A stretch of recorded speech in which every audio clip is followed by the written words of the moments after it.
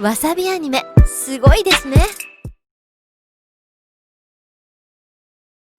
And welcome to Convention Nerds. So normally we come out all jumpy and peppy, but you just saw the most important part of the show, which is prior to seeing this, we have a legal disclaimer that all the opinions you're about to hear do not reflect any of our companies and that we're all having a conversation. Now, why am I bringing that up right now? Because when we started Convention Nerds, it was with the goal to continue and maintain conversations about the pop culture convention industry.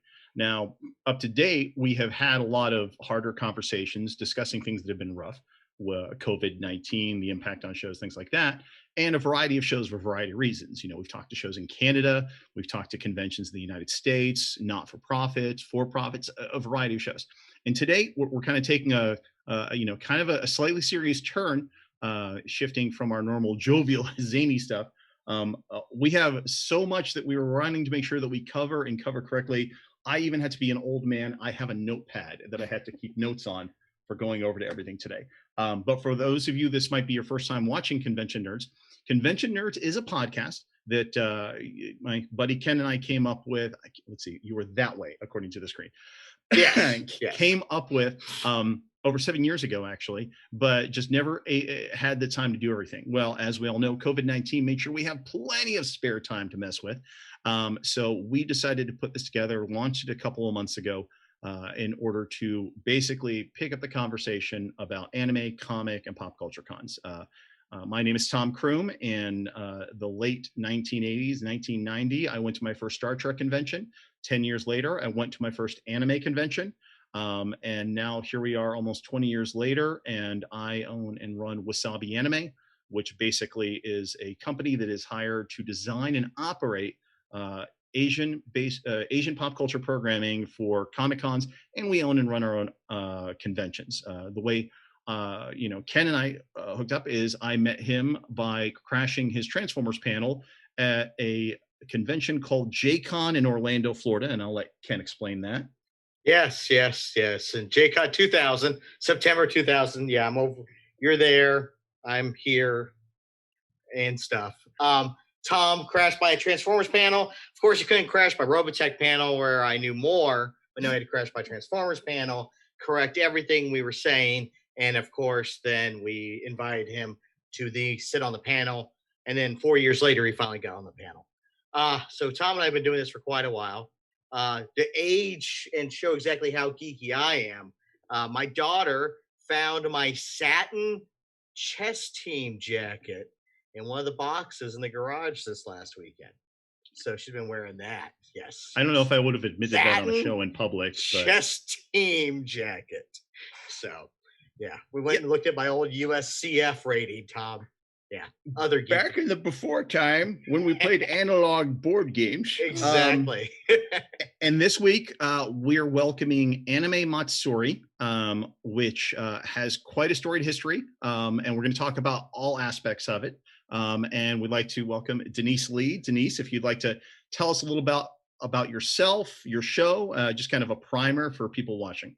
Hi, everyone. My name is Denise. Let me get this off now. She was dressed up for Halloween. We lied to her and told her this was a Halloween show, and then she was the only one that dressed up because we're mean. Yes. I'm the founder and chairman of Anime Matsuri. Anime Matsuri is my full-time job, actually, but I'm also a mom of 2 young children, 7, actually 8 now, and 11. Oh my God, you're a horrible mom. You couldn't remember your own child's age. She just had a birthday. October 22nd was her birthday. Okay. My dog is 3 years old. I know that much. Yes. I also host concerts outside of Anime Matsuri during the year. And I do quite a bit of charity work and volunteer work as well in the city. So working with the city hall and among other volunteer groups that I love to do. And that's Houston, Texas, right? Houston, Texas, y'all. Wow. Okay. Now, Houston still is the 4th largest city in the country, right? Yes, it is. Okay. Yes. It is. Catching up to number 3, though. Yeah. I believe. Over 2 million people. You are Houston is larger than the other 2 largest cities in Texas combined, but it is huge. Okay. So I think that's actually one of the only cities in Texas I've still never been to. It's so crazy Oh. for me. But Greater Houston actually has about, including Greater Houston, is 3.5 million. Right. So Oh my gosh. It's Okay, very so you flat, can't spell that. Tom. It reminded me of super Florida. flat and very wide.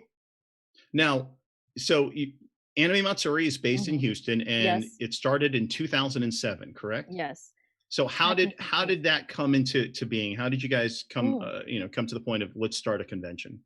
Yeah, so let me, I guess, describe the convention real quick. It is an anime and Japanese pop culture event, and our emphasis is creating an uncompromising experience as much as possible. And what I mean by that is whether it be bringing, anime, music, or an exhibition, we do our best to bring it as is, not toning it down or, sprinkling it. For instance, we brought Sailor Moon musical. This is just a couple of things. Yes. Evangelion exhibition, the Godzilla store Tokyo last year. So Sailor Moon musical, by the way, is a perfect example, probably, of what Anime Matsuri experience is like, because it contained like the best of what we do and what we have to offer. We combine like things like music, of course, theater and production. It's more Mhm. complicated than what people may think. Mhm. My husband John has a background on concerts and theater, throughout his college years, and we have had an extremely talented production team. So I saw it firsthand in what it takes to make the musical work. Going to Japan also and seeing it, the production meetings, the back and forth in emails, and I guess back then it was Skype. Creating the stage itself, doing the rehearsals. There's an immense of amount of time put into it and creativity that takes place. Well, So stage. I yeah. mean, instead of just being. I mean, you're talking about the facets of your convention, Hmm. and when Yeah. we've done concerts and stuff like that, that's Hmm. always an ordeal. But Yeah. if you're doing a full fledged musical stage show, Yeah.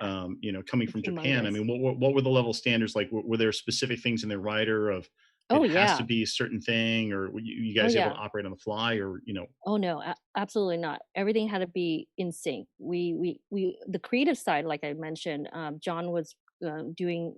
We videotaped a lot of stuff in Houston for the introduction part. For example, Okay. we had to get that approved.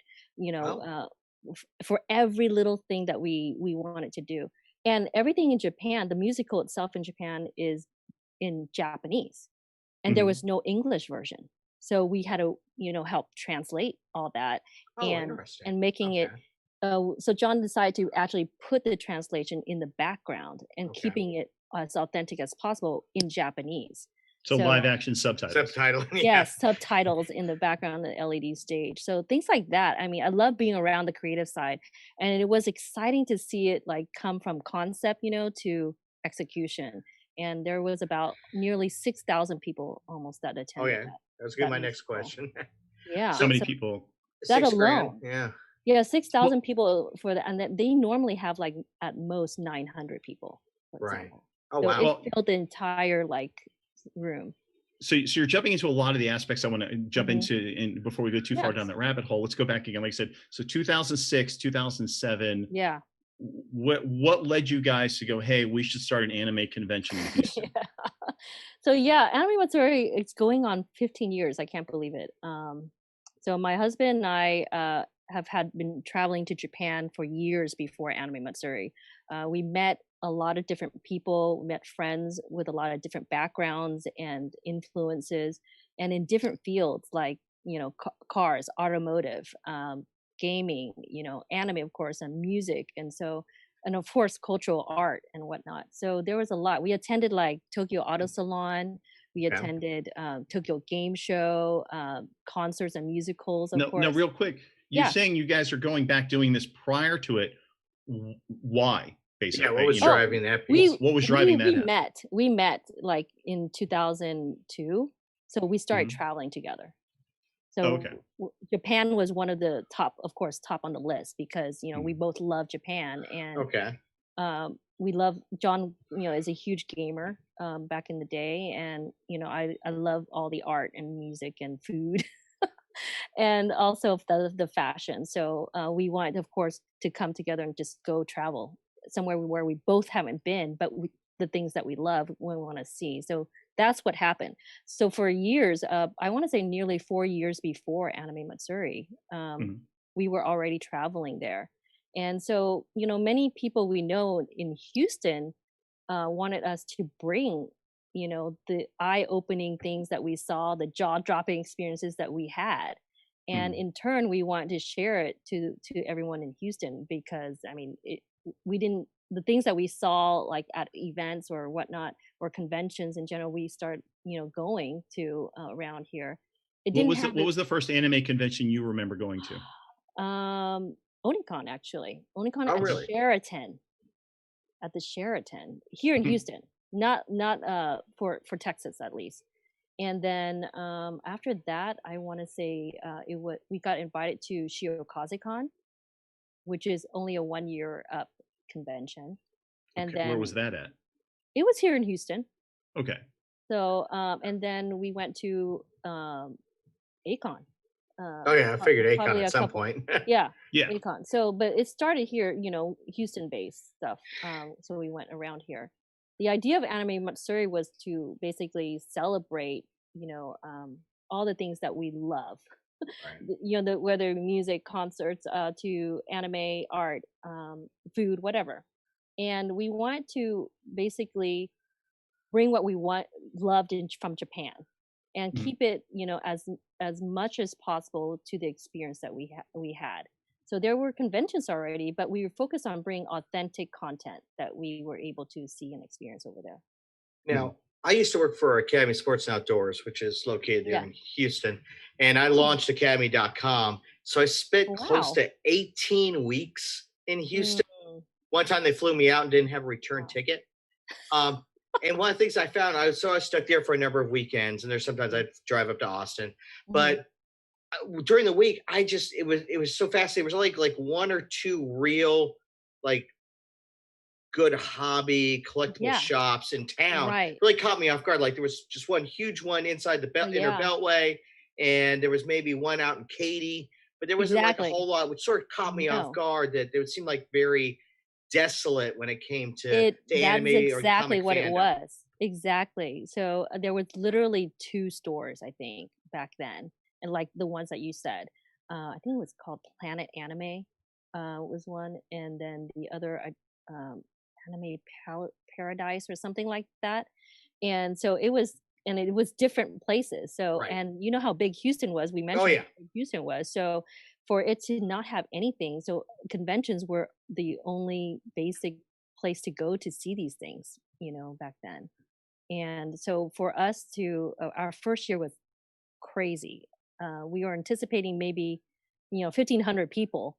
Ended up Mhm. being like 4,000 people, to be honest with Oh you, wow. because it Okay. was Where insane. were you the first year? We were it's George R. Brown Convention Center. Funny enough, we were very ambitious. So where is that in relation to the inner and outer beltway? That is downtown Houston. Okay. And Okay. the George R. Brown Convention Center back then there was no park in the front where it is now. There was literally only one major hotel, like the Hilton, the Four Seasons, Right. was the Yeah. other big one, Mhm. and that was pretty much like it. There was no park, there were no connecting hotels or anything like that. So we literally So you had guys one exhibit. started, I mean, and again, we've talked to the started at a college, started at a hotel. You guys Right. literally came in year one into a convention center with the expectation of just going big or going home at that point. Well, I mean, Well, Tom, we make we that didn't joke know what we about were doing at LA. first, really. I mean, how many Yeah. people you got to pull from the Yeah. greater That's a good Houston point. area? I mean, sometimes when we start looking at our first years, we should have expected more, just based on the number of people. That's always Mhm. the thing. It's like, Yeah. what was it Gem Con that was in LA and can only pull 300 people? I'm like, you got that many people within 20, 30 miles, you got to be Right. pulling a grand or 2 grand. Uh, Right. yeah, so going straight to a convention center, I mean, that must have been one of those looking at how much, that's a lot of money to outlay. It The was first crazy. JCon, we put all on our credit cards, you Yeah. know. So we took out loans, Yeah, you know? okay. So, I mean, it was crazy. it was difficult. Absolutely, we didn't know anything about convention center. I think we Right. got really shafted in certain areas. Even though we only had like one exhibit hall, right? But that was like 120,000 square feet, mind you. We had like six meeting, breakout rooms, and we had the general assembly, which had maximum capacity of 4,000, which we used that for the concert. And we had the outskirts of everything, which is still within the convention center, and did that artist alley. So you're doing concerts in year one? Yeah, Oh, it okay. was huge. Actually, we had like Well, we if that's your husband's maxed out. background, that's right, like right, saying, right. It makes more sense. you and I come from theme parks. Suddenly, the first year we had the best line management of any show. But Oh yeah, it's actually, and again, this is stuff I never full disclosure, Denise and I have known each other for years through Project yeah. Anime, so we hmm talk a lot. But again, we've never really gone into detail about Oh this. no, So never. the fact that you guys, again, I've seen, and it is an interesting, just looking at the global picture of kind of the Right. anime Matsuri mentality of, hmm for example, like Ken and I were just fans, and I was working at Universal Studios, who was working at Disney, and then hmm we went to the real world and did other stuff. My Yeah, real world just eventually pivoted back to, my fandom is now a career. But you yeah. guys literally made the conscious decision back in 2006 to go, hmm let's take out loans, let's go to a convention center, let's start hmm at years, at ground level zero. And Ken's right, you're the fourth largest populous city in the United States, over 2 million people to pull from. So it's Totally. Vegas Yeah, odds aren't the worst in the world, yeah. but That's still a lot of money to throw it is, to throw yeah. It down on the table. it is, and it was for sure. I mean, like we were risk takers from the beginning. So John and Mhm. I, I mean, sometimes we would fall flat in our face, which like that first year was too much to me, was like a disaster in terms of registration. It took 4 hours in line, Eh, things like that, because we didn't know what, we were I've seen literally the cons that first. are 15 years old do that. I mean, Yeah. because because we're thinking first year we went to E3s, we went to these big Tokyo game shows, and we wanted to bring that kind of style to Okay. the convention. So we even started printing. We Our lovely idea was to print on site the badge, the plastic version.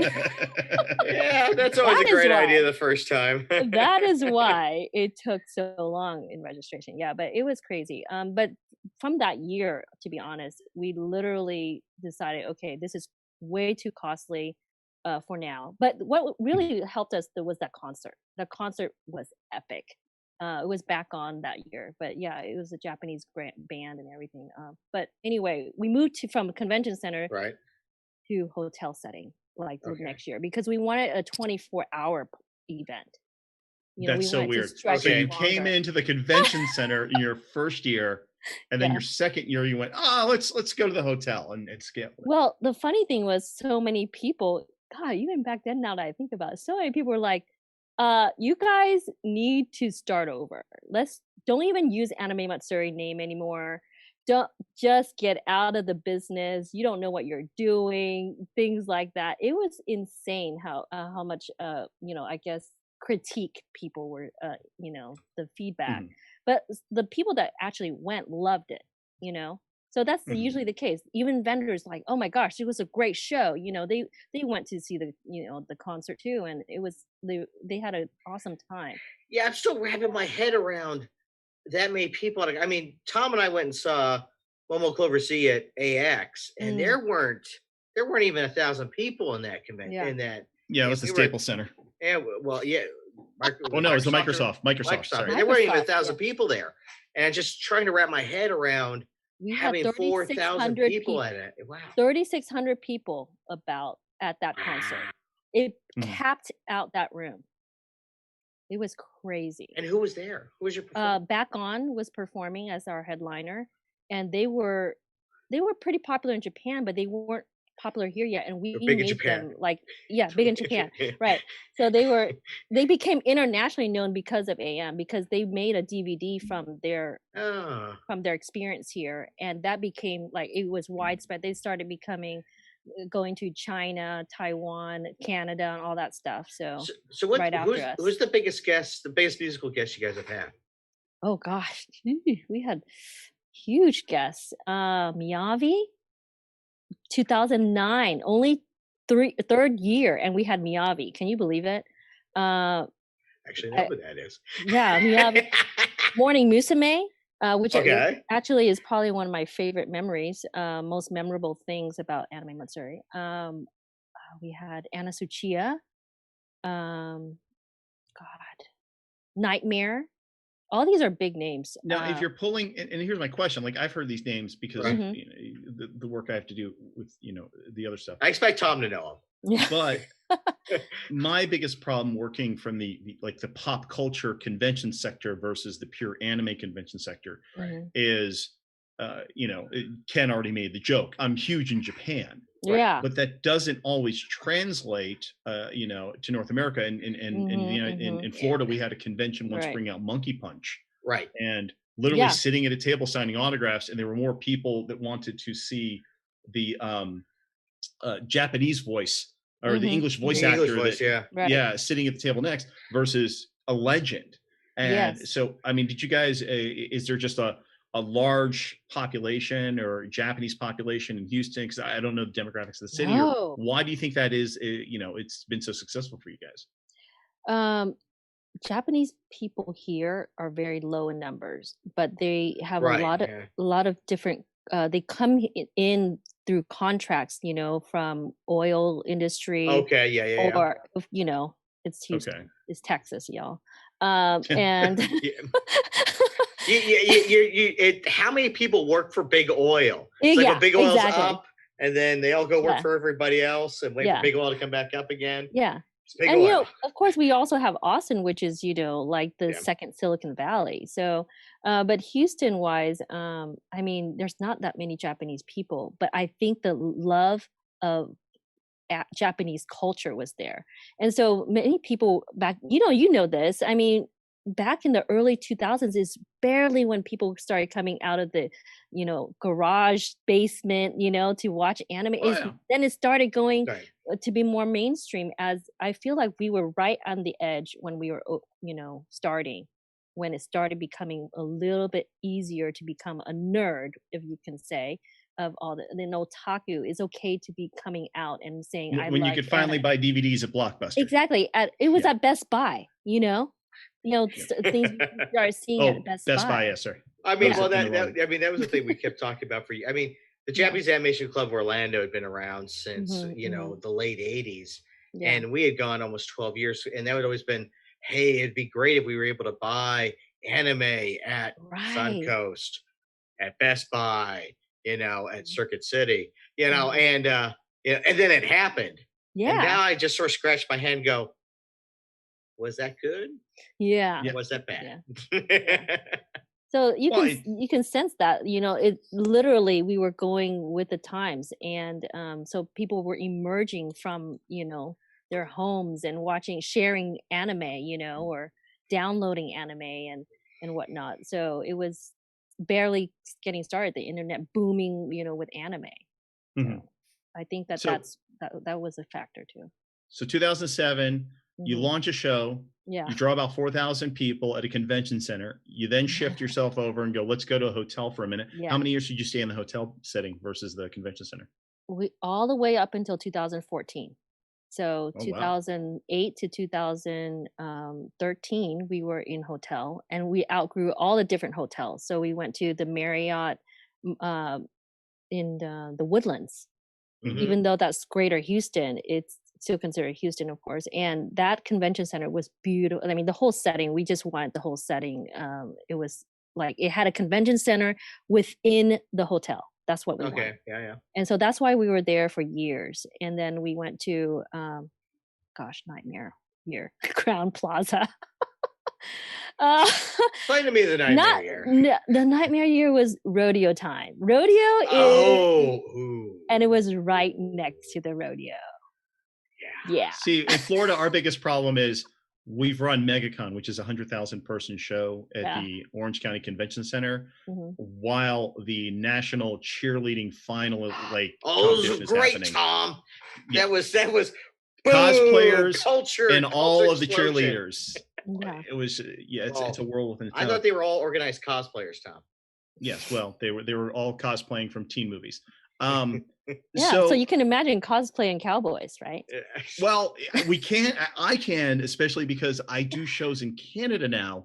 And it's now a thing. My favorite weird cowboy story ever is I did a show, first time I did Calgary Expo in Alberta, Canada, which is effectively, I joke that Alberta is the Texas of Canada now, that I've been there multiple times. And I fly in, I get there, it's middle of nowhere. And Calgary Expo takes place at their largest event space, which is the Calgary Stampede, which is where the rodeo, everything else happens. So we're there. I'm walking around and talking to a couple of guests that are there, friends of mine, and walk with staff. And my wife is actually with me. And there are these beautiful model cowgirls walking around. And they have the hats on and the outfits and everything else. And an actor buddy of mine he's like, oh yeah, they're trying to go around to all the actors and get photos and for promotion. He's like, really? He goes, yeah, it was weird talking to them. I'm like, why? He goes, so go talk to them, you'll find out. So you have in your mind, growing up in the South in the United States, a certain expectation of what comes with that specific look. So walk up to these young ladies and expecting, howdy y'all, how y'all doing? And because they're from right next door is a casino, there's the cowboy thing, and I'm like, hey, how y'all doing today? And she's like, oh, you're from the States, eh? And I'm like, oh my god, that's the wrong accent. She just said a boot and a. What? What's that, a boot? Yeah. So all of their cowboys have Canadian accents. Now, Tom, remember back when we went to see the Spice Girls in Las Vegas? Okay, that was rodeo weekend. Yeah, rodeo, so you can imagine 10-gallon hats everywhere. Yes, it was pretty crazy. The Mamma Mia poster with the cowboy hats is my personal favorite. Yeah. Oh my god, that's right. Yeah, So you guys, 2000, you said 13. Yeah, you guys moved. We went. So we went to Crown, back to the Marriott, back. Okay. Then we went to the Hyatt downtown. So we went back downtown, but now Hyatt Regency, which I think we took the entire hotel, which had 900 rooms and all the convention center space. And we even What's it like? Is that a great feeling when you take over the whole hotel? It's like, it me. was fantastic. Yeah. Suck it up, Buttercup. It's me. Yeah. We're here. Deal with it. I mean, we knew it. There wasn't enough space, to be honest, because we came from, like a huge convention center space in the Woodlands, and so we rented out extra parking lots outside, and we closed down one of the major streets right next to the hotel. So we closed down the street. We closed down. We shut down 2 parking lots to have extra space for our car event, our car show. Oh wow! Among other things, and because part of our event, we were the first to have a car show. We were the first to have actually a club night, and that lasted till like 4 a.m. So it was just crazy ideas that we had just from our experience of travel and other expos and stuff that we wanted to bring. So it was madness. And then from 2013 to 2014, back to the convention center. So but now we have a lot more experience, What drove you back to the convention center? We ran out of room. Oh, okay. That's everywhere. Good. Now, did you have a partner hotel? Did you do day events and then night events? Well, we had the Hilton Americas, which is connected via Skybridge. The Hilton has about 1,200 rooms, which is huge. It also has convention center space for ballrooms and whatnot, but it still didn't. They said that if your numbers are this already at the Hyatt, we won't be able to hold you. So we recommend the convention center. And so 2013 going to 2014, how many people, unique bodies, did you have 2013? 2013, I think it was about 14,000 people. Okay. Almost 14,000 people. So now you're at 14,000. So you've passed the 10 threshold. You're in the teens. Yeah. And Yeah. so 13 to 14, you jump to the convention center because at that point Yeah. you're busting Yeah. at the seams. And then I think we grew about almost 30% that year that we jumped to the okay. convention center, because Oh, there's wow. so much more space now. Yeah. Mhm. And we knew how to promote people. We got our brand out there somewhat in Houston, in the all these I was promoting like crazy with universities and colleges, and going to see the fans and volunteers and clubs, all these things. So we were jumping quite a bit, like during the year to make it happen. But I think our numbers went from 13, 14 to like 20,000. Oh It my was God, a okay. huge jump. So Yeah. you jumped to that. So now we're like 2014. Like 18, maybe. I don't remember exactly, but yeah. And you guys Almost 20,000. have hit. So it's husband and wife traveling to Tokyo, kind of fall in love with the culture and everything else, decide to bring that home to Houston, throw it all against the wall, jump straight into a convention center. I still laugh when I say that. And then ironically go to the hotel the next year and try to build the show over the course of time, have steady growth, bounce around, finally find yourself back at the convention center where you started. You're now pushing 20,000 attendees. And then we're coming into the 2010s. Now, this is where things get interesting for you guys. And the key reason. The very next year. Yeah.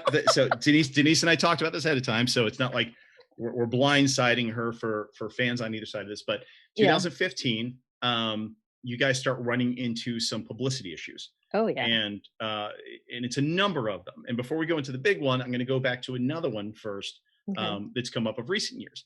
So for those of you watching, just full transparency, the reason we chose to speak to Anime Matsuri again is because we are trying to look at what gets different conventions to thrive for good, better, for worse in all circumstances. Yeah. And Anime Matsuri has continued to consistently grow in the shadow of a number of controversies and a lot of negative press, and it's good to understand all sides of this. Now, the first one I want to address is I just had to do personally a recording for the Tokyo International Music Market, and they asked me to do a thing, Tim. just kind of Tim, talking about anime conventions in North America, pop culture cons in North America, because now that shows like you and AX and Otakon, Anime Boston have worked very hard to bring in talent from Japan for anime conventions. The pop culture circuit now, your Read Pop and Forma Pop Culture, companies like that are seeing the same opportunities and trying to find it to apply. But in Japan, they don't necessarily speak the language of Comic Con versus Anime Con, because they've had exposure to one more than another. So when I had to do my preliminary research about doing a presentation about this, I went online to double check what I remembered across from what was out there of, hey, what are the biggest conventions in North America? And if there's there are, and I say it in the recording, there is no standards organization that exists within this industry. There just isn't. So anybody can say anything about any number.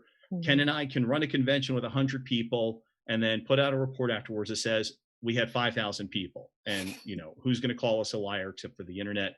Because I'm not breaking any law or any standards. So a couple of the lists, there were 3 key ones I reviewed. Anime Matsuri is on 2 of them, but it wasn't on the 3rd one. And the claim of the 3rd one that I found from 2018, I believe, was basically saying that they think you're lying about your numbers. But again, I've never been to your show personally. So the first thing to address here is, how do you respond to, claims on the internet that you have growth? I mean, you wouldn't be in a convention center, you wouldn't be where you are, but claims to that Anime Matsuri is inflating their numbers. Well, there's you just said it right there with, like, there's no real tracking, okay? But in a convention center setting, you do have to be upfront with the contract itself. So the contract within a convention center setting charges this thing called a surcharge. A surcharge is basically a tax on top of all whatever you're doing with the rent, with all the third parties, the rigging, and all that stuff. And there's a lot that goes into it, the decorating, all that stuff. Convention center. And the surcharge is in our contract, is a certain tax that covers like the cleaning. It's a charge per person. So we have to report our numbers. We have to report our tickets that we sold. But the way it's done, for us personally, we prepay it. It's prior to the, like it happening. So they'll see our numbers. Let's say it was Eventbrite. We can share those numbers and whatnot. Then they use that to have us prepay for before the event starts the following year, for example. And so after the convention, after we've rested and we get back with our convention center, we settle any remaining balance. So there's always something extra, like, the rigging, additional charge for this or room setting. It gets settled. There's always the after bill. There's always going to be something. So, 43,000 plus tickets are sold. And people, like last year, for example, and people who go to the convention can see that. And even we have so many people across the board, vendors, artists, attendees, people that just came out of randomly to see what's going on in downtown. They're like, there's more than 43,000 people, but we have to account for what's in the building. So that's not even accounting, for what's outside on the campus, in the convention center district, because we have two connecting hotels. We have the Four Seasons Hotel. We also occupy Embassy Suites. We also occupy. Our attendees go out at the Discovery Green, this huge park, beautiful park that's right in front of our convention center. We have Avenida, which is the convention center street, and we close down Lamar, which is another street next to the Hilton. So we close these things down. So it's basically our campus, Anime Matsuri campus. It's basically also 4 square blocks at the conventions during our event. And so to see it outside alone, you can probably just kind of grasp how many people. But how many square feet do you take up in the convention center? There's, to be exact, there's 1.84 million square feet in the convention center, and we take up all of it. And then so you take the entire convention center. Yeah, so about 2 million square feet, just the convention center alone. And comparison real quick to LA Convention Center, which is about 900,000 square feet. Just think about that. It's double the size of LA Convention Center. So when people see, can't even grasp that until you actually go there. So that's all I can say is, people can inflate their numbers and whatnot, but I mean, we don't want to play that game online, So we even stop reporting our numbers to those sites, because why do you think people so and again, I'm just being upfront with you here. So you've described to me, here's my convention center, here's how much space I have, here's all the ancillary space I have, and it all sounds justifiable. And even your numbers bit that you just explained to me about, hey, we have to pay per head, we've dealt with that too with our shows, in hotel based, they want to do the, hey, how many people are you expecting? And we're trying to explain to them that has no bearing on the space. But sure, even this past year, Wasabi Con, our Jacksonville event, exceeded our projections. So the wonderful, fine folks at ASCAP, we paid for a license for X number of people. They want that money, Tom. Yeah, I got a letter out of nowhere that literally just said, hi, we saw online that you had reported numbers that exceeded what your license is for. Here's an invoice, send us more money. So the adjustment of numbers and the projection of numbers, completely understandable. But I guess where I'm getting at is, so here's data, here's your space, which makes sense. That's a lot of space. Why is there, because I've seen posts that people have sent to me before of, hey, they're lying, look at all the space, it's not as full as they say. Why do you think there's that perception that you guys are overinflating or misreporting numbers?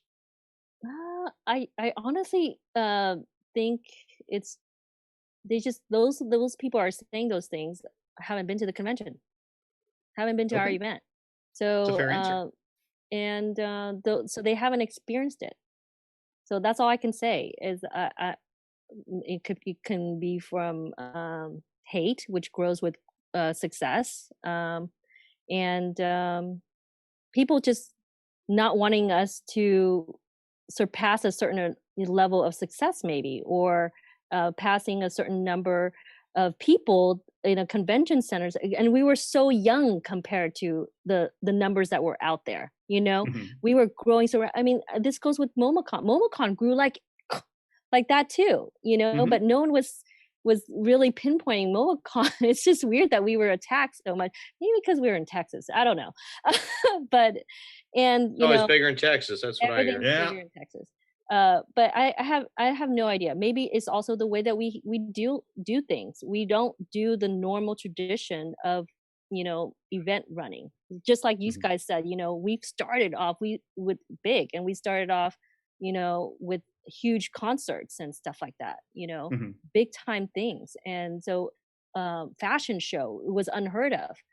To bring a fashion show back in then, 2008 was our first fashion show. it Mhm. it went crazy.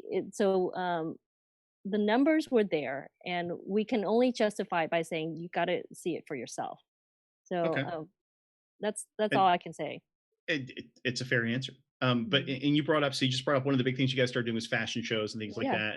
And I know at a portion of time, because you had a shop that was like an EGL shop, Hmm. a brick and mortar store, and Yeah. you guys were becoming involved in that, and that kind of spins into the next part of our conversation, which was in 2015, Hmm. allegations were levied against your husband Hmm. regarding sexual harassment Yeah. um, all over the internet, and you guys this exploded to the point on the internet that there's even an organization that was created called Boycott Yeah. Anime Matsuri. Hmm. And there's worse resources out there all over the place. Their Twitter account is gone, but Hmm. before the show, like I said, thanks Denise, I had to do notes and shit today to prep for You're the show. welcome.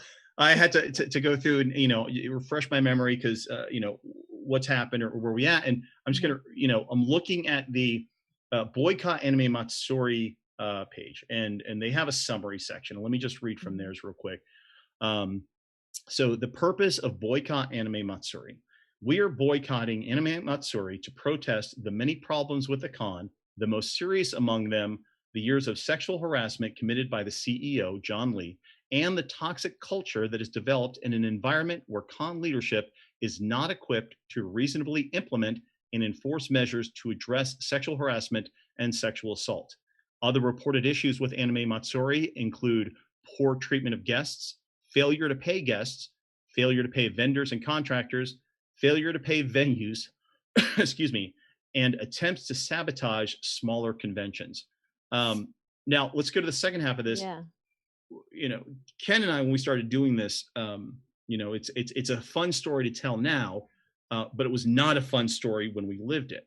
Yeah. Which was after running JCon, we decided to try to branch out into other genres, and we ran a science fiction show in the Hmm. late 2000s. And we picked the exact perfect time that we thought we could build the better sci-fi con right when sci-fi cons were dying because of Comic Con. And we lost $30,000 on the first year we ran that show. Hmm. Uh, but we begged, borrowed, and steal to make sure because we're not Orlando's not it's a big town, but it's a small it's a big city, but it's a small A town when it comes to that community. community. Hmm. Yeah, Well, yeah, and and everybody knows. Everybody in the industry knows everybody else. everybody, Yeah. yeah. Yeah. So we made sure left and right, no matter how it came to be, everybody got paid. Hmm. We lost money, but everybody got paid. So there's a kind of a laundry list here of failure to pay guests, failure to pay vendors and contractors, failure to pay venues, and how do you address that portion of, it's weird because, like I said, the whole package of Anime Matsuri, Yeah. you guys are two sides of a sword, which is, the first half of the story is I love, which I didn't even know till now, which is yeah, we came out and we're going to go to the convention center, and then we're going to go to the hotel, Yeah. and then because we learned, but we're going to go and, we're all out, we're doing it big, or go home. Mm-hmm. But then you look at the other half of this, and it's hey, you went big to go home, but why do people say that you don't pay your bills? I guess would be the simplest way to put that question. I don't know, to be honest. I mean, maybe it took a little bit longer to pay the bills, but I wouldn't say that we never paid our, bills. We wouldn't be where we are if we didn't pay. I mean, the guests, people within, like, I guess, this GR that works GR or whatnot, they know, they want to get to know the guests. They know the information exchange back and forth. They get little tidbits of things, but they don't get the overall everything that completes the transaction. So there's a bunch of things that go on, and you just have to deal with it all along the way. Again, I don't think there's a convention or an event that is going to be completely debt free, right? So you're always you got to operate on some kind of debt. Yes, you're always rolling. Exactly, debt. that's what I mean. You're going to have to operate on that, and you, like you said, we had to borrow constantly. So we always take care of what we work with, so who we work with, and where we work with. So we wouldn't be at a convention center if we wouldn't be paying our bills. We wouldn't be at hotels if we weren't. We're very well known in Houston now. Well, the mayor comes to your show, right? Yeah, the mayor comes to my show like 3 times now. So, and that's, I don't even see the mayor at other shows other than, maybe I think New York or something, or, like things like that. So I'm saying, like, compared to what we have and whatnot, we take care of it. It might not be immediate sometimes, but that's again a huge learning curve for us back in the day. So we wouldn't be where we are. So some of this you're attributing to, and again, everything you're saying, we Makes totally sense, get. And business, yeah. Well, I've seen I have a friend who ran. I want to say this without giving away too much. Ran a pop culture event. Yeah. Targeting fans of sparkling vampires. Okay. And when that happened, that estate started going after all these shows, and they were no longer allowed to use words or names, and lost their shirt. I mean, sub-zero, like us doing the sci-fi show. But as we discussed then, and we dealt with our own, you have a bad show, bad year, you always pay the bills, and it took time. It wasn't hey, I'm going to get this to you. It's probably going to be a payment plan over the next year. Exactly. Or there's payment plans, whatever it is. Leverage the next one. And sometimes if you look at that in just a snapshot of time, I mean, there was one year I was dealing with the hotel, and we didn't agree on some numbers. Exactly. And I was withholding money because, hey, that's my only leverage point. But if you were to look at that snapshot in time, I wasn't paying my bill. Exactly. I had an escrow as I was trying to renegotiate what they thought I owed them and what I thought I owed them. And the same thing, you start looking going at back and forth a lot. Yeah. Yeah, and gas, well, was there a contract violation? Was there something in there that, they thought they were getting A, but the contract read B, but we started to think. Ken, let me jump in here for a second. From a community standpoint, looking at Anime Matsuri, there is a concern, and I've heard this concern, and it's an understandable concern, that where, like, you and I, and we're all talking about, hey, I didn't get to pay my full bill because we didn't hit our number for a hotel. I'm going to roll the debt into my next year's contract, right, or exactly. Yeah, I'm going to leverage things like that. Some of the concern is, again, Anime Matsuri came out of the gate, go big or go home, and they were already pulling directly from Japan.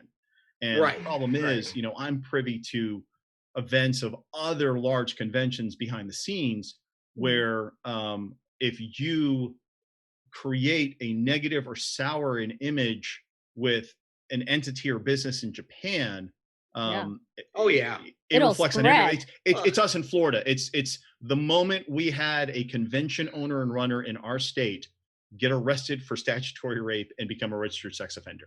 Suddenly it wasn't this one show, it was Florida man, all Florida anime cons are perverts.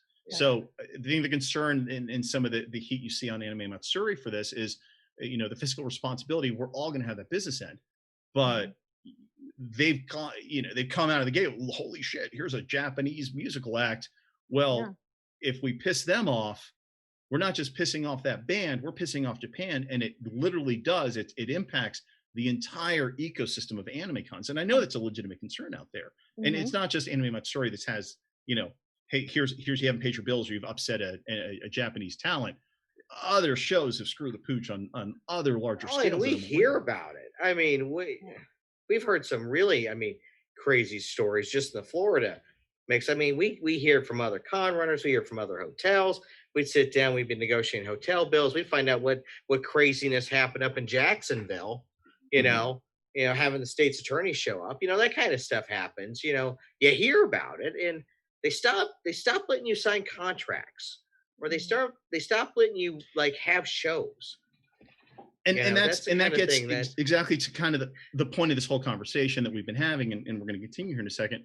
And our voice of our producer came in my ear. Danielle, we're probably going to run a little bit over, and it's going to be okay. So just letting you know. Ken just brought up the most important point about why we're trying to have this conversation. And we use the term cancel culture because it's a buzzword now on the internet. But Anime Matsuri started a show, continued to grow and operate a show, and is mired with controversy starting in 2015. But just like Ken said, if it was I'm not doing this, I'm not paying the bills, if that's the case, it's not saying anybody, this didn't happen, and maybe it took time, or maybe I don't know. But convention centers still let you back there.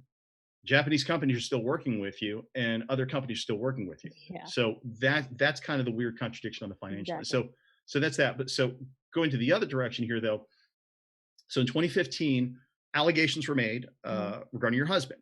And that's a really tough circumstance to deal with. I understand, as his wife especially, but it became a very public conversation to the point of having groups looking to boycott, saying end the show, to that extreme. I guess my question for this is 2015, this becomes an issue. I've only read the scattered pieces because I'm just going to be very transparent. There's so much out there to read, and so I just don't have time to do all of it. I read less than Tom has. I'm the common man in this conversation. So. Why don't you give us your version of the events of here's what happened, here's how we handled it, and then where it is now and how it has impacted your ability to run your business? Well, first off, just to address the sexual harassment accusations. Again, they're accusations. And I actually mentioned this through an agency recently, which is addressing this specific question for any talent that we're getting is and I'm actually being very transparent as well, which is John, I, or any members of our organization has never been charged, with any sexual harassment or assault issues. We've never been charged. We've never been to jail. We've never, had an issue with this other than the accusations. So that's all I can say about that. And every, accusations can fly daily, multiple times a day. So whether, a talent wants to come or not, it really is up to the talent. But are you going to base it on that, or if you really want to, also work with us? And in the long run, it's going to affect the business with the fans. So is this going to help the your relationship with the attendees? If you're here for the attendees, that's what our focus is for the attendees. And so can I go into the cancel culture real quick too? Absolutely.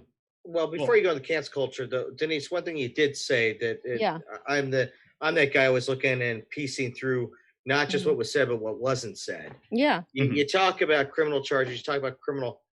Has there been anything on the civil front that you can talk about? Okay. Never. We've never had a civil. That bar for I get what you're saying. for criminals much higher. But if Hmm. you're looking on civil, there has been any type of civil piece. That's Never another. civil Okay, situation great. as well. So we've never been charged civilly or, criminally, nothing.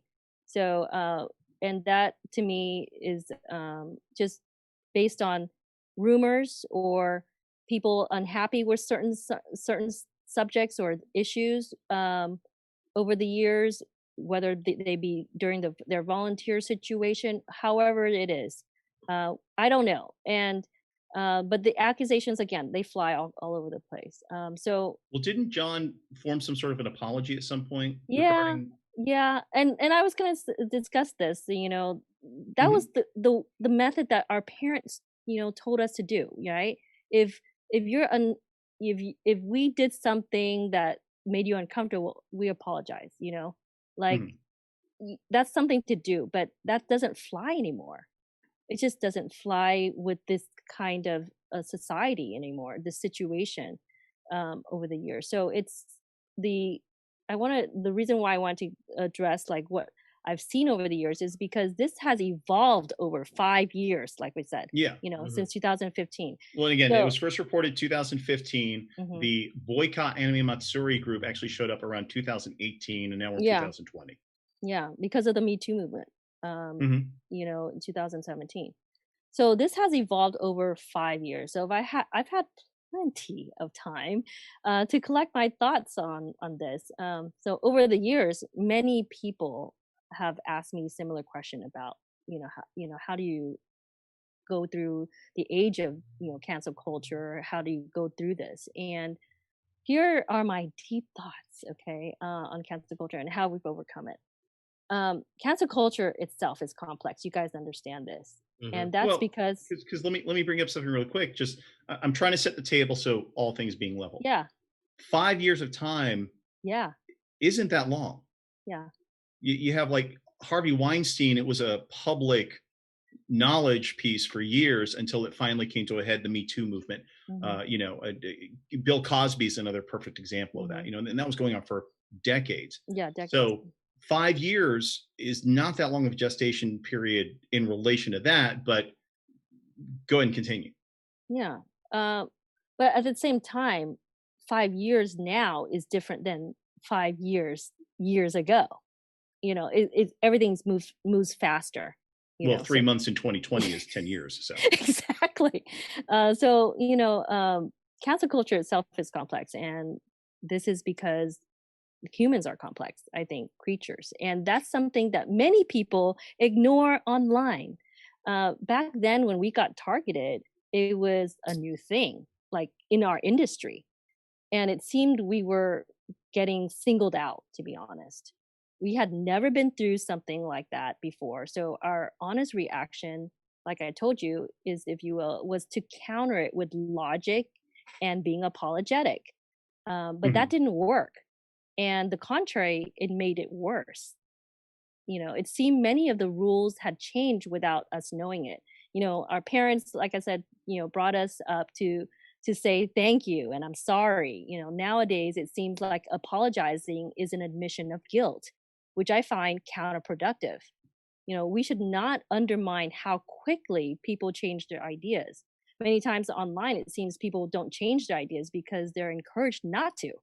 Mhm. But to cancel someone for a text or a tweet that was made years ago or last week, I think it's just a lie to yourself. It lacks a certain, self-examination that is definitely crucial. If everyone was to act like they never had something crass or Mhm. what others deem offensive, I think you might be lying to yourself. It sounds hypocritical to talk about like mental health and how in many cases as important as physical health, but we discard people at the first sign of something we dislike. We undermine how easy it is to become the people we dislike. I often tell people seeking success, I mean, I get asked this question a lot, you're successful, how do you do it, but it's like, excuse me one second. Hmm. Well, I guess I'll drink mine now. uh, we undermine how easy it is to become to the people we dislike, like I said. We mistakes are essential. Do you agree? I mean, it's essential for growth. Yes. Let Yeah. me ask you this. So one of my all-time favorite human beings on the planet, without Mhm. question, Mhm. is Dolly Parton. Yay! And Me I too. love Dolly Parton I just saw her because documentary, by the way. Yeah, we're watching it too. I saw her in concert a couple of years ago because it was a life goal, strangely enough. But Dolly Parton has always, professed her religion, her faith, but never allowed that to be an excuse to belittle or see people in a negative fashion. And her stance is very clear. And the phrase she used once, and I'm paraphrasing from memory, is Mhm. I never want to say anything or do anything that's going to hurt somebody else. Right.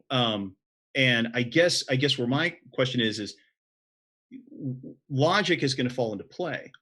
You can't, you can change, you can affect what people say, but you can't affect how they feel. Mhm. With this circumstance, John, there's a lot of publicity, and Mhm. just like you said, by the letter of the law of, hey, no civil case, we weren't sued, no legal case, nobody was arrested, no charges were filed, Mhm. but people were left feeling that way. Mhm. And I'm just wondering, and again, I don't know the full story of any of this, but was there ever a middle ground? Like you said, John at some point apologized.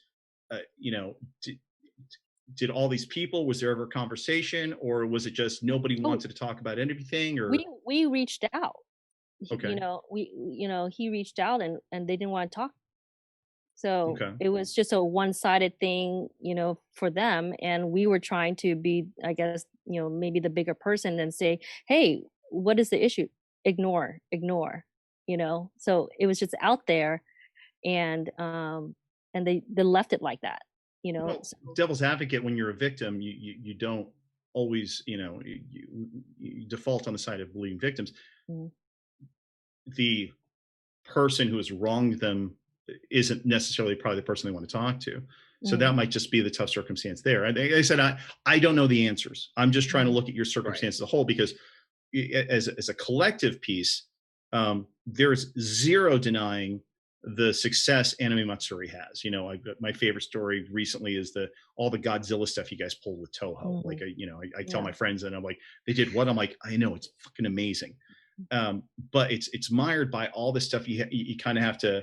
It's like, oh yeah, here's the next amazing thing we do. And but by the way, this is going to come up. And just like you said, when Mhm. sometimes you talk to talent, and I've been in some of these conversations of hey, what is the official answer or the stance you want to give? Yeah. And it kind of it's unfortunate. It's a driving force, but you're now it is part of, whether we want it or not, the go big or go home brand has this attached to it. And it's oh my God, they didn't pay their bills. Well, if you run business, there's a logical explanation for this. Oh my God, they were rude to my person, blah blah blah, or somebody Going sexually harassed. on the ugly underside of that comparison, Tom. I mean, Mhm. how many years did Dragon Con just go huge and huge and huge and huge, and Well, you still had that whole Ed Kramer thing lying under that veneer. There was and that's what that you just sort of It thing. still is. you're bringing up the thing I was going to Yes. bring up to Denise, which is, you guys said in 2015, like, oh, nobody had ever dealt. It had been dealt with before, Right. prior to 2015. Yeah, but like Our I Florida guess event on the was open, like how we were. well, I and you guess were correct. So prior to that, like, Right. if you it were was in the scene, under the you rug. knew. Yeah. Yeah, we knew everybody knew Ed Kramer and Dragon Con if you were involved on that level, but the tens of thousands of attendees The had viral no part. knowledge and weren't involved. And even the show in Florida that had that issue, Mhm. if you were in the know, it was, a couple hundred people, less than 1,000 people knew out of 10,000 plus people that were going to a show. Yeah. You guys were very public. And I think part of it was, again, in following up the two cases, the Florida convention, somebody was charged and convicted. In Ed Kramer, he was arrested and got out of jail and got arrested again. And, there's a whole nightmare in that scenario before they could cut him from the company. But nothing's been levied and nothing has happened with this, Mhm. which kind of leads, and I Oh, don't and want to run over. that's the big difference in the mix. That's a there. big, huge difference. It yeah. is. Yeah. But here's the only thing I'm going to bring up. And again, I realize we're over time, but we're running along the show. Congratulations, folks! This is the long special episode. Here, so you're in the midst, and I'm trying to understand certain decision making. I understand big and go home. You and I have talked about this before, and I agree with you 100% on a bunch of these things. Mm. But so last year, you guys are working away from that perception. You guys are just focusing on put on the best damn show for the attendees because it's about the attendees. And in the midst of all this, we're trying to stabilize the Me Too era impacting anime community and pop culture convention, and Vic Mignogna becomes a thing. And Vic Mignogna gets invited to your show, and and correct me if I'm wrong, again, limited knowledge of what I've read, and his legal team came with him and did panels at Anime Matsuri. His legal team, if you're talking about Thai beer, yes. It wasn't just it wasn't his panel though. It was another person's panel. Like the other lawyer, Nick, that was his panel. So it wasn't his. So Ty was a special guest star. He was just part of I was there for that panel, and I don't remember Ty talking all that much, to be honest. That's shocking. The point being that he was there. Yeah. And I guess my question for you is, if you're steering Anime Matsuri and trying to get on this path, do you feel that maybe you guys are trying to now, because you survived one drama, that you're continuing, there's some sort of a motivation that, hey, that'll continue to drive the ecosystem. I mean, it's just from the outside looking in, you're coming out of a Me Too circumstance to bring the key person in the next Me Too conversation into your convention. I'm just trying to understand the logic there. You see what I'm saying? Well, we are actually not basing it on anything like that. In terms of like we knew Vic, and I was honest even in an interview that I had on YouTube with one of the influencers. We didn't base it on Vic. We based it on what the fans requested. So, and that goes a lot of what I mean. That's a heavy ordeal for us, is making sure that the attendees' requests are there. And we were bombarded with the amount of requests for Vic, and so it was like, for us, we felt comfortable enough, to say, hey, we're going to bring this guest. We never said that, deal with it. We actually said, you don't have to, see him if you don't want to. I mean, there's 2 million square feet inside the convention, so you don't have to see the actor if you don't want to. But at the same time, we're also allowing our requests to be made and execute those requests with our fans. So we wanted to bring something for everybody. Well, I understand that, but you and I both know, being in our industry, there's dozens of other. It's not the only voice actor. There are choices that can be made. And in retrospect, having had him at the show, do you regret that decision, or do you stand by it? Do you think it was? No, I don't. I honestly don't. We actually invited many guests, so it's up to the guests to decide to come or not. I mean, I understand. Is that fair? But you understand what I'm saying? We made decisions in the past of not inviting certain guests, knowing that they're going to be a draw, that I would get a 20 or 30% bump. But what were going to be the downstream effect that I was going to have to deal with at the event, prior to the event? Oh, we made my that staff members, all that piece. Yeah, I mean, I didn't make that decision on my own, or John didn't make it on his own. It was a collective. There was a group of us in our team, and which, by the way, I want to shout out to my staff, who's amazing. So many talented people, and they're phenomenal. They're like family to us. So we bring up every subject that we can to our, community, which is also our staff. And it was a collected, effort and a collected decision to bring it, this talent or not. So it goes with every single talent out there. we bring it up to our team. This is what was requested. What do you guys think? Is it okay? There's been a lot of how many requests? Oh my God, thousands of requests. Those kind of things. Weigh on Well, but us yes, as well. you and I both know how the internet works. I mean, there were thousands of tickets sold to a Trump rally because TikTok kids applied to it. So the thousands of requests can go one way or another. So I guess I understand what you're saying, which is Anime Matsuri is in service to the fans, and you want to provide whatever you can to your fans to give them an amazing experience. There's zero question on that. My only question was everything we talked about, dealing with the cancel culture. Up until that point, it was, hey, here's here's stumbling block number one, and there's an accusation made, or stumbling block number two, here's questions about payments, or stumbling block number three, Japanese guest is upset. So those are stumbling blocks, but they're pieces you try to learn and return from. And I guess the only one, By the way, Japanese guests were upset. No. Yeah, well, these are again all rumors and accusations. They are. Yeah. And you're absolutely correct, because again, it's fine. It's about documentation, and but again, you want to have an open dialogue about what's been done wrong, what can be fixed, and there are things that it didn't pay my bill. Yeah, I did. Here's an invoice. You know what I mean? End of discussion. Or yeah, I did, but I'm not going to lie, it took a while. That happens. My only question, in trying to go through this is we've gone through the whole arc of the life and the success of Anime Matsuri, which I know is going to continue to be successful.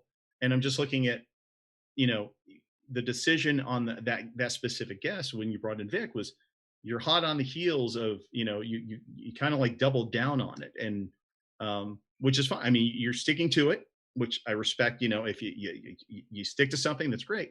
But do you think, in retrospect, do you think it impacted you in a negative way, or do you think it has zero impact at all on your show? To be clear, having Vic come on the heels of it has not affected our show. Okay. No. The experience, definitely everything. We're talking about like the whole aspect of controversy, quote unquote, in our event. This whole experience made us like really more aware and better prepared. So when we updated our policies to make our event even safer, we also put ourselves out there more to give everyone the chance to know us more personally, so they can see the real people behind the convention and judge for themselves. Bringing this level of transparency to the community was very scary, but it also fostered a more trusting relationship with our attendees and our partners. So the attendees felt more involved in and connected to the entire process, which resulted in a stronger community. And this is what brought us through. We shared with our partners like this information, like this is what our attendees say. We even shared personal emails from attendees and whatnot, to our partners to reassure them, like, hey, this is all there. And we're letting you know these are the accusations against us. Do you still want to be a part of this? And absolutely, they said yes. So which is the best you can do. I mean, yes. Very transparent in these situations. It's that sort of stuff is gonna you're giving them the opportunity to make the choice, and that's exactly. That's kind of what the whole free market is. Oh, I went the wrong way. I accidentally hit my green screen. So then two final questions. Yeah. So question number one. Would you, after all this, if you got 1,000 emails, would you have Vic Mignogna back at another Anime Matsuri? Oh, I would have to discuss that with my team, to be honest. I mean, I can't make that decision again for myself. Fair answer. But, so definitely, I can't say right here and there like this is what I'm going to do. No, it's not up to me. I feel like this is a team effort, and so overall, I guess my advice is to not settle. Don't settle. Go with your instincts at the same time. Believe in what you have, which is we really believe in our product, which is bringing something authentic and genuine and honest and an amazing experience from Japan. So we're gonna make mistakes along the way. Just keep going. That keeps with your whole big go big or go home. I mean, that's why I keep hearing through this entire conversation. You make the decision and you're going through it and you're taking it to to that final level of what you need to do and putting all your effort and everything you can behind. Yeah, and even if there are mistakes, you'll be I really believe that you're going to be rewarded with better instincts, at least. I hope this can help a few people too, because that might need the help. Because I mean, you don't want to go through it in fear. I mean, cancel culture has become so common in our society that it isn't surprising anymore. No one is exempt, as you know. Right. No one is exempt. So the best you can do is just try to understand better and not fear it. If you let the fear of cancel culture influence your thinking and how you run your company, you will adopt the popular belief. And Mhm. the popular belief doesn't mean that it is good, and not everything popular is good. You have to learn to think for yourself. I know that sounds scary, but it's how you'll find yourself and how you'll evolve. Awareness is understanding how much you don't know, and you know the life that trial and error we make. We have to have mistakes. Mhm. My own beliefs are constantly shattered, and I welcome it. But it has been made me become a better chairman and founder, a better person, a more empathetic leader in the community. So this is why I am a little bit more transparent nowadays with everything that I do, because I believe that um, things people can learn from everything. And Mhm. if I'm that model for you, or if I can be some kind of motivator for you, or inspiration for you, I'll try my best. But it doesn't mean that I'm going to be all right every time. So Everybody's going to make mistakes. It just comes yeah, down to how we handle the mistakes in the long run that people are absolutely, going to build a perception. absolutely. Which brings to my final question for Hmm. you, so we can Hmm. wrap up because we're now Okay. 15 minutes over, but worth every second, in my opinion. Yay.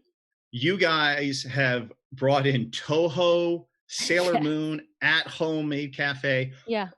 What on the Swallowtail. horizon should we come to expect for Anime Mm. Matsuri 2021, pending COVID Okay. allowing us to happen? Yeah. So, gosh, I can't say much, but I will say this: Well, damn it. Okay, so we talk about the sexual harassment, the non-payment, and Denise is like, "Oh, I'll tell you everything about that." We're like, "Cool. Who's your next cool guest?" I I can't can't say shit. reveal all of the treasures of the world here, but I do believe 2021 will come back strong. Um, Okay. People, want to go out, especially here in Houston. Events like car meets and small events that I've been seeing, a ton of people come out. Venues like our convention center, even though they furloughed 75% of their employees, people need to come back. So events need to come back.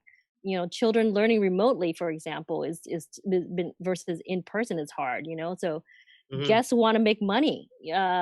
People want to be supportive. Vendors, artists, attendees are ready to go. So if there's a breach in between fans and guests, like they can't. It might be a negative ripple effect. So I hope that 2021 will be better. It's definitely going to be challenging. I believe our attendance will at least be the same. That's So good. What are your dates for oh 2021? yes, dates for 2021 is July 8th through 11th, 2021. Second And half of in the Houston. summer. So okay. Houston. Yes. Someday. Houston. Someday I'll go to Houston to see the other NASA. So You need to go see. I I mean, live by there's I this love. NASA. I'll go see the other NASA. I figured we'd end up living in Houston. I figured at some point that my career would take me there. hey, a lot of people are moving here. I know there's a lot of people. There's a lot of people in Houston. Based But on Google, a lot of people already live there. So yes, Yeah. that's true. But one thing I want to really address also is there's a downside to the impact of the pandemic. Also, that we didn't yeah. really touch on COVID stuff, but uh, that's a good number of conventions that might not make it through next year. Yeah. And it's more challenging for cons that are normally at the beginning of the year, probably. Hmm. But I believe cons should definitely work together. Anime Matsuri is fortunate to have connections in Japan, like you brought up. Hmm. And we have a very Last talented. time you and I physically were in the same place was Yes, Tim, literally, this time last year. 1 year ago Hmm. this week. Yeah. Yes. So yeah, Anime Matsuri has been fortunate with our connections and a talented staff and a production company that is our own. Actually, I don't know if you know that, Tom. Hmm. Um, We have access. Oh, I to went through your whole booth last year. Remember? we have access to a lot of resources because we also host concerts again, like I said, outside of AM. So it's not a time to be shy or have any egos. In my opinion, it's a time to work together. So we can make it through 2021. Cons want to do stuff on their own, and many don't want to ask for help. It's not going to fly for 2021. That's my personal opinion. None of us are If going we to didn't be get the better video pulled down because of legal rights, I would start playing "We're All in This Together" from High School Musical, and Ken, I happen to know for a fact, has that entire choreography memorized. It's scary. I Yeah. do. My does. kid Yeah. watched it recently. But Yeah. no. None of us we are did the going to be research. better We did off. the research at Talent for Cons, and Yeah. when we were researching the landscape of conventions in 2019 in North America for the United States and Canada alone, there were over 1,400 pop culture events. And I was quoted in the Japan Times stating earlier this year that we're living through Darwinism. You're going to lose 1/3 of them. 1/3 are the big corporate ones, and then That's there's funny, the middle. one of my staffers said, it's going to be survival, of the fittest, and whether it be however you want to take that, but at the same time, none of us are better off if there are less conventions. More of the responsibility is rebuilding the convention scene lies with us, the events. Yeah, So it's that going to March, be April challenging. period is what I'm worried about. I mean, those are the ones that are going to take a double hit. Yes. Because I don't think we're going to come out of this thing where everybody's Oh, going to feel. Informa, we just moved. We moved June. almost all of the Informa pop culture shows, the fan expos, moved to the second half of next year. Right. And the one show that we have left that's in the first half, we already have the backup dates for in the fall. Yeah, So there's going to be a lot of convincing to do, and most important, convincing the attendees to come out. So, and this is why I say, we need to help each other out, not deflect that. And so I want to say thank you, by the way, to especially Tom, Ken. Thank you for meeting me today, but for your unbiased, being objective and encouraging people to work together. If more people thought this way, we would be all better off as organizers. So I want to say personally, thank you for. Well, and we appreciate it. Again, it was very hard. I got flamed on the internet right before the show, of course, when we said that we were having this conversation, but we wanted to make sure this wasn't a, hey, here's the softball, we're going to shy away from this tough conversation, because it is a hard conversation to have, because we're dealing with a myriad of problems. My favorite behind the scenes joke right now is, remember the biggest problem we dealt with was voice actors being a problem at a show. Oh no, now is the show going to happen? COVID, who's going to die? And it's all relative. The urgency is still there. We want to all have a safe, welcoming environment for our attendees, but now that also includes a COVID piece. But cool. Well, to wrap up, one more time, Anime Matsuri. What are the dates next year? July 8th through 11th, right after AX. Right after AX, pending everything happens next year. Hoping that the COVID goes through. Thank you very much, Denise, for sitting through all of our questions and taking the time to come on the show. I know it wasn't easy, but we sincerely appreciate it. And Ken, any final thoughts before we wave and let Danielle escape from her desk? So what's our fourth Matsuri to finish off our Connect 4? Oh, we've got the 3. Yeah, we've completed our collection. One? Is there? No. There was a lot of trifecta. Matsuris because there's not Matsuri or no. We got Matsuri Con, Holiday or, Matsuri, and now Anime Matsuri. I think those are all the Matsuris. Matsuri or if you're watching and there's another Matsuri and we don't know, we want to hear from you. Yes. So that we can complete it. Matsuris and conventions are like our Pokemon. We have to collect them all. Yeah. So I want to mention that, one of the great ways that we went through this, COVID situation is we were giving back. So we rolled over for 2 years. I don't know if you know that. We rolled over our badges from 2020 for 2 years. So your pre-sales get to come back in 2021 and 2022. So I mean, basically, we announced that the 2-year rollover to basically help the fans out. That's interesting. You're the first show I've heard doing that. So yeah, I've heard rollovers next year, but not 2 years. Yeah, so we rolled over 2 years. People, we felt like people were depressed, stressed, during this pandemic. We just really wanted to give back, and we want to, on the business side, we want to invest. invest in our attendees. So the feedback was incredible, and we felt happy too.